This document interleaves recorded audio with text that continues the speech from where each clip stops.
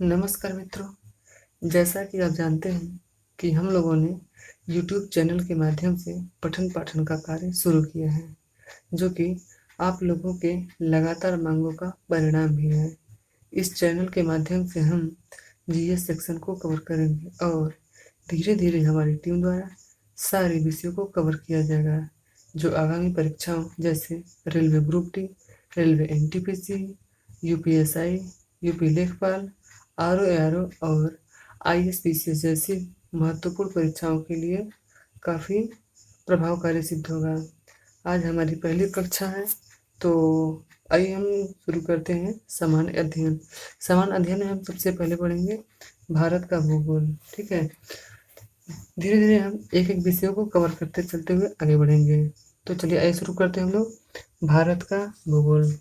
आज से हम लोग पढ़ेंगे भारत का भूगोल। ठीक है, तो भारत का भूगोल हम लोग पढ़ेंगे और इस तरीके से पढ़ेंगे कि भारत का भूगोल पूरी तरीके से कवर हो जाए और एक भी क्वेश्चन आप लोग के कहीं से भी ऊपर बनते हैं तो लगभग इसी से समाहित हो जाएंगे। ठीक है, तो हम लोग पढ़ेंगे भारत का भूगोल। चलिए, तो भारत के भूगोल में सबसे पहले हम देखते हैं भारत का परिचय। ठीक है, मोटा मोटा देख लेते हैं हम लोग भारत का परिचय कि भारत की स्थिति क्या है, कैसे क्या है। ठीक है, तो परिचय में हम देखते हैं कि भारत एशिया महाद्वीप के दक्षिण में है। ठीक है, भारत एशिया महाद्वीप के दक्षिण में है। ठीक है, भारत एशिया महाद्वीप के दक्षिण में है। अगर हम गोलार्धों में इसकी स्थिति देखते हैं तो यह उत्तर पूर्वी गोलार्ध में है। कहाँ है? उत्तर पूर्वी गोलार्ध में। ठीक है, यानी कि भारत एशिया महाद्वीप के दक्षिण भाग में और उत्तर पूर्वी गोलार्ध में स्थित है। ठीक है, तो ये रहा हमारे भारत की स्थिति। आइए आगे बढ़ते हैं, तो हम देखते हैं कि ये कुछ रहा हमारा भारत इस तरीके से। तो ये हमारा पश्चिम वाला भाग है और भारत के पश्चिम में हमारा जो एक सागर स्थित है उसका नाम है अरब सागर। ठीक है, और पूर्व में तो आप लोग जानते ही हैं, ये रहा हमारा बंगाल की खाड़ी। ठीक, बंगाल की खाड़ी। और दक्षिण में रहा हमारा ये हिंद महासागर। क्या रहा? हिंद महासागर। ठीक है, तो इस तरीके से हम लोगों ने ये देखा कि भारत तीन ओर से समुद्री सीमा से घिरा हुआ है, इसलिए भारत को प्रायद्वीपीय देश की संज्ञा दी जाती है। यानी कि भारत को क्या बोल सकते हैं हम लोग? प्रायद्वीपीय देश। क्या बोल सकते हैं? प्रायद्वीपीय देश भी या प्रायद्वीप देश बोल सकते हैं। ठीक है, तो ये रहा। चलिए आगे बढ़ते हैं। चूँकि आज हमारा पहला क्लास है, तो धीरे धीरे जो भी होगा, जितनी भी कमियाँ हैं सब आप लोग कमेंट के माध्यम से बताते जाएंगे, तो उसको हम अपने हिसाब से देखते जाएंगे। ठीक है, चलिए, तो हम लोग भारत के परिचय के बारे में थोड़ा सा देख रहे हैं। ठीक है, चलिए आगे बढ़ते हैं। तो इसके अगर हम थोड़ा सा क्षेत्रफल की बात करें, ठीक है, बात करें अगर क्षेत्रफल की, भारत का क्षेत्रफल क्या है, तो भारत का जो क्षेत्रफल है वो है आपका 32,87,263 वर्ग किलोमीटर। कितना है? 32,87,263 वर्ग किलोमीटर। ठीक है, जो कि संपूर्ण विश्व के क्षेत्रफल का लगभग 2.4% है। ठीक है, जो संपूर्ण विश्व के क्षेत्रफल का 2.4% है। तो ये रहा हमारा क्षेत्रफल। और कुछ और हम आगे बढ़ेंगे तो भारत की जनसंख्या के बारे में अगर जानना चाहें कि भारत की जनसंख्या जो 2011 के डाटा में प्राप्त होता है, तो भारत की जनसंख्या 2011 में लगभग 121 करोड़ थी। कितना थी? 121 करोड़। ठीक है, इसके आसपास, जो कि संपूर्ण विश्व की जनसंख्या का 17.5% था। कितना 17.5%। ठीक है, तो भारत का क्षेत्रफल हमने देख लिया कि 32,87,263 वर्ग किलोमीटर, जो संपूर्ण विश्व के क्षेत्रफल का 2.4% है। ठीक है, हमने जनसंख्या को देखा तो भारत की जनसंख्या 2011 के आंकड़ों के अनुसार लगभग 121 करोड़। ठीक है, जनसंख्या के मामले में हम देखें अगर, तो जो हमारा चीन है वो पहले स्थान पर आता है। ठीक है, चीन के बाद भारत हमारा जनसंख्या में दूसरे स्थान पर है। ठीक है, इसके बाद हमारा तीसरा स्थान आता है यूएसए का। ठीक है, यानी कि जनसंख्या में चीन हमारा पहले स्थान पर, भारत हमारा दूसरे स्थान पर और यूएसए तीसरे स्थान पर। तो ये रहा जनसंख्या के हिसाब से हमारा स्थान। अब हम देख लेते हैं क्षेत्रफल की दृष्टि से हमारा कौन सा स्थान है। ठीक है, तो आप लोग को पता ही होगा कि क्षेत्रफल की दृष्टि से भारत का विश्व में 7वां स्थान है। ठीक है, तो सबसे पहले जो क्षेत्रफल की दृष्टि से जो सबसे बड़ा देश है वो है हमारा रूस। कौन सा है? रूस, जो लगभग पूरे विश्व का 11% भाग पर फैला हुआ है। ठीक है, कितना? 11% पर। पहले पर हमारा रूस आता है, दूसरे स्थान पर हमारा कनाडा। ठीक है, और तीसरे स्थान पर हमारा चीन, चौथे स्थान पर यूएसए है, यूनाइटेड स्टेट ऑफ अमेरिका, यानी कि अमेरिका। इसके बाद स्थान आता है 5वें पर ब्राज़ील है। ठीक है, अगला जो स्थान है वो है आपका ऑस्ट्रेलिया। ठीक है, कौन सा है? ऑस्ट्रेलिया। इसके बाद जो 7वां नंबर है भारत का। ठीक, 7वां नंबर कौन सा है? भारत का। चूंकि हमने जनसंख्या की दृष्टि से देखा था तो दूसरे स्थान पर था। ठीक है, और क्षेत्रफल की दृष्टि से देख रहे हैं तो हमारा ये 7वां स्थान पर है। ठीक है, इसके बाद 8वें स्थान पर देखें तो हमारा आता है अर्जेंटीना। 8वें स्थान पर कौन सा है हमारा? अर्जेंटीना है। 9वें स्थान पर अगर देखें तो हमारा है कजाकिस्तान। क्या है? कजाकिस्तान। ठीक है, ये रहा हमारा कजाकिस्तान।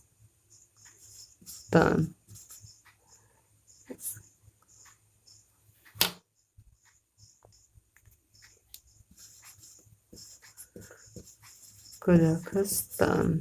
ठीक है, इसके बाद जो हमारा अगला है 10वां है वो है आपका अल्जीरिया। कौन सा है? अल्जीरिया। ठीक है, जो अल्जीरिया है वो आपका अफ्रीका महाद्वीप में आता है। कहाँ आता है? अफ्रीका महाद्वीप में। और अल्जीरिया आपका जो है अफ्रीका महाद्वीप का सबसे बड़ा देश है। ठीक है, इसके पहले अल्जीरिया के पहले जो 10वें स्थान पर था वो आपका था सूडान। ठीक है, लेकिन आप जानते हैं कि सूडान का जैसे बंटवारा हो गया, उसको कई भागों में बांट दिया गया, तो अब उसका स्थान अल्जीरिया ने ले लिया है। ठीक है, तो 10वें स्थान पर हमारा कौन सा है? अल्जीरिया। तो आपने देखा कि क्षेत्रफल की दृष्टि से जो हमारा स्थान है भारत का वो 7वां है, और जनसंख्या की दृष्टि से दूसरा है। ठीक है, और तीसरा हमारा यूएसए है। चलिए आगे बढ़ते हैं। इतना आपने देखा, आशा करते हैं आप लोग को समझ में आएगा। ठीक है, तो हम लोग भारत का परिचय देख रहे हैं। आगे बढ़ते हैं।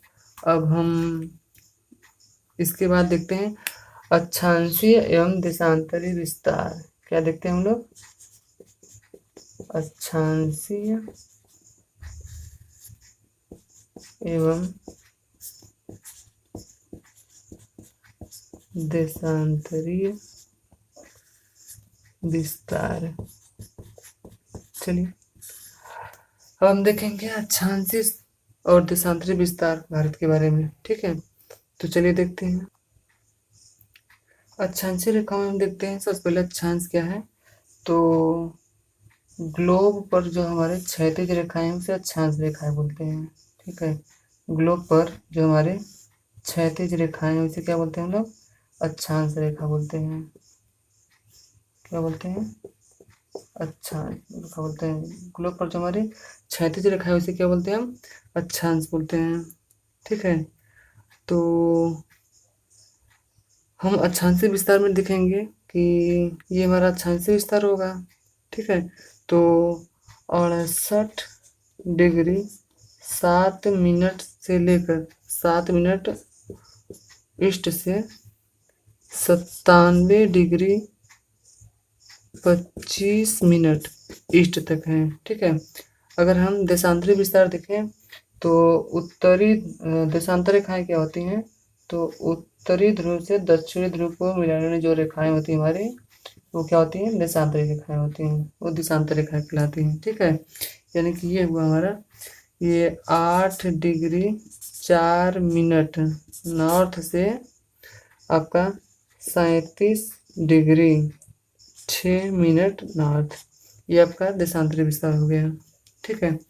अगला यदि हम देखना चाहें तो हम देखते हैं कि एक रेखा भारत के मध्य से होकर गुजरती है जिसे हम लोग कर्क रेखा बोलते हैं। क्या बोलते हैं? कर्क रेखा, यानी कि ट्रॉपिक ऑफ कैंसर, जो कि 23.5 डिग्री उत्तरी अक्षांश रेखा होती है। यानी कि 23.5 डिग्री उत्तरी अक्षांश रेखा को हम लोग ट्रॉपिक ऑफ कैंसर या कर्क रेखा के नाम से जानते हैं, जो भारत के लगभग मध्य से होकर के गुजरती है। ठीक है। भारत के लगभग मध्य से होकर गुजरती है। ठीक। और यह कर्क रेखा भारत के 8 राज्यों से होकर गुजरती है। कितने राज्यों से? 8 राज्यों से। ये 8 राज्य कौन कौन से हैं? सबसे पहला है हमारा ये रहा गुजरात, फिर ये रहा हमारा महाराष्ट्र, फिर हमारा ये मध्य प्रदेश, इसके बाद आता है हमारा छत्तीसगढ़, इसके बाद आता है हमारा पश्चिम बंगाल, फिर आता है हमारा यहाँ पर त्रिपुरा, इसके बाद हमारा ये रहा लास्ट अरुणाचल प्रदेश। क्या रहा? सॉरी ये रहा हमारा म्यांमार। अंत में क्या होता है? म्यांमार से होकर के गुजरती है। ठीक है। यानी कि भारत की बीचों बीच जो एक रेखा गुजरती है जिसका नाम है कर्क रेखा, जो 23.5 डिग्री उत्तरी अक्षांश से होकर गुजरती है। ठीक है। ये भारत के लगभग मध्य से होकर के गुजरती है। ठीक है। फिर इसके बाद हम देखते हैं भारत से एक रेखा और होकर गुजरती है। ठीक है। जिसे हम लोग मानक समय रेखा बोलते हैं। ठीक है। ये भारत के 5 राज्यों से होकर गुजरती है। ठीक है। कितने राज्यों से? तो भारत के 5 राज्यों से होकर गुजरती है। इसे हम लोग मानक समय रेखा बोलते हैं। इसे क्या बोलते हैं हम लोग? मानक समय रेखा। यह भारत के 5 राज्यों से होकर गुजरती है। यह 82.5 डिग्री होता है। कितना होता है? 82.5 डिग्री पूर्व होता है। यानी कि 82.5 डिग्री पूर्वी देशांतर रेखा होती है, उसे हम लोग भारत का मानक समय रेखा कहते हैं। यह भारत के 5 राज्यों से होकर गुजरती है। ठीक है। पहला है हमारा आंध्र प्रदेश। ठीक है। क्या है? आंध्र प्रदेश। उसके बाद हमारा अगला राज्य है उड़ीसा। उसके बाद आता है हमारा छत्तीसगढ़। ठीक है। उसके बाद आता है हमारा उत्तर प्रदेश। उसके बाद आता है हमारा मध्य प्रदेश। ठीक है। और एक राज्य अंतिम बच जाता है। ठीक है। कितने हो गए? 1 2 3 4 5, 5 राज्य हो गए। ठीक है। ये 5 राज्यों से हमारा भारत की मानक समय रेखा होकर गुजरती है। ठीक है। और भारत का जो मानक समय रेखा है वो उत्तर प्रदेश के इलाहाबाद के नैनी शहर से लिया गया है। कहाँ से? नैनी से, यानी कि नैनी या मिर्जापुर के आसपास से लिया गया है। तो भारत का जो मानक समय है वो प्रयागराज के नैनी नामक स्थान से लिया गया है। यानी कि यहीं से हमारे पूरे भारत का समय निर्धारित होता है। ठीक है। तो हमने कर्क रेखा के बारे में देखा, और कभी कभी इससे क्वेश्चन यही बनता है कि कर्क रेखा भारत के 8 राज्यों से होकर गुजरती है। तो क्वेश्चन आपका कभी ट्विस्ट करके इस तरीके से आता है कि भारत के बीच से जो कर्क रेखा होकर गुजरती है वह किस राजधानी से होकर गुजरती है? तो वो आपका रांची और झारखंड। ठीक है। जो आपका कर्क रेखा है वो रांची और झारखंड राजधानी से होकर के गुजरती है।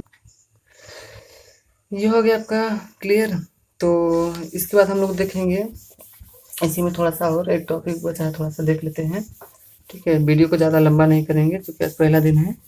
ताकि आप लोग भी बोर ना हो।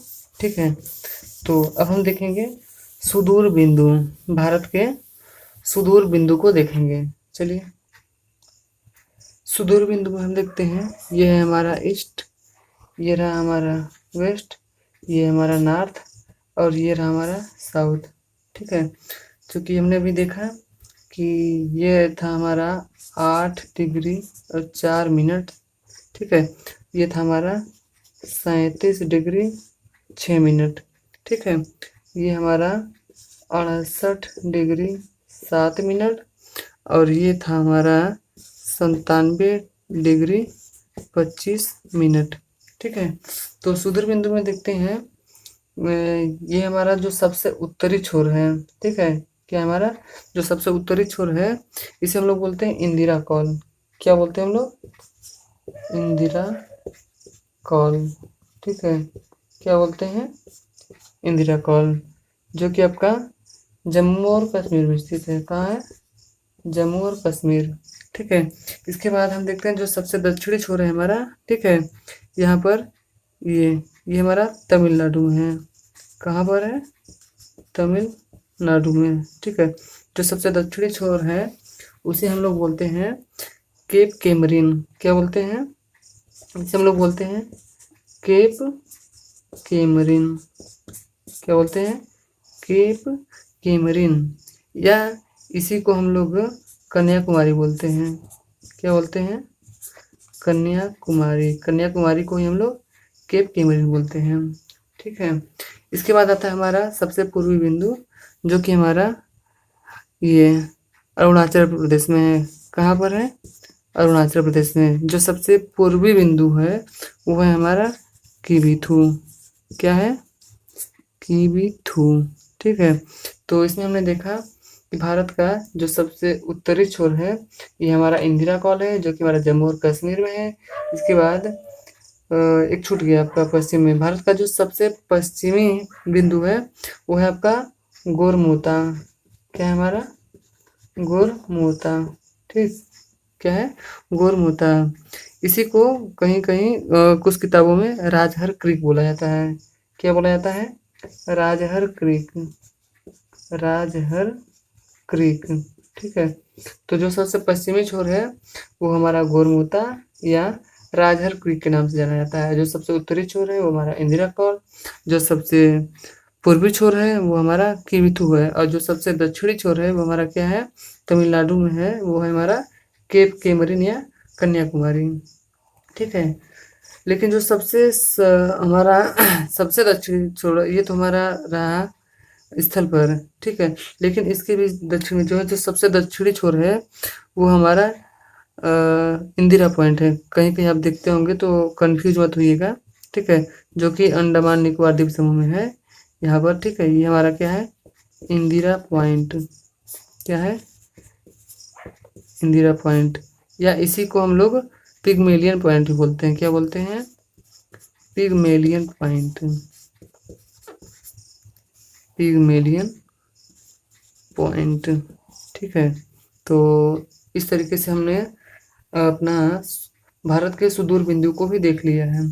ठीक है, तो एक चीज जिसमें छूट रहा है उसको भी देख लेते हैं। भारत का ये सबसे पश्चिमी छोर है और ये रहा सबसे पूर्वी छोर।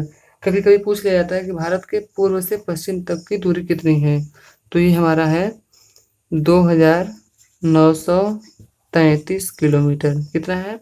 2933 किलोमीटर। और उत्तरी से दक्षिणी जो छोर है, ठीक है, वो हमारा है 3214 किलोमीटर। कितना है? 3214 किलोमीटर। और हमारा ये पूर्व से पश्चिम तक की जो लंबाई है 2933 किलोमीटर। ठीक है, तो आज के लिए बस इतना ही करते हैं। आशा करते हैं आप लोग को कुछ समझ में आया होगा और आपके सुझाव का हमें इंतजार रहेगा। ठीक है, तो मिलते हैं नेक्स्ट वीडियो के लिए। तब तक के लिए धन्यवाद।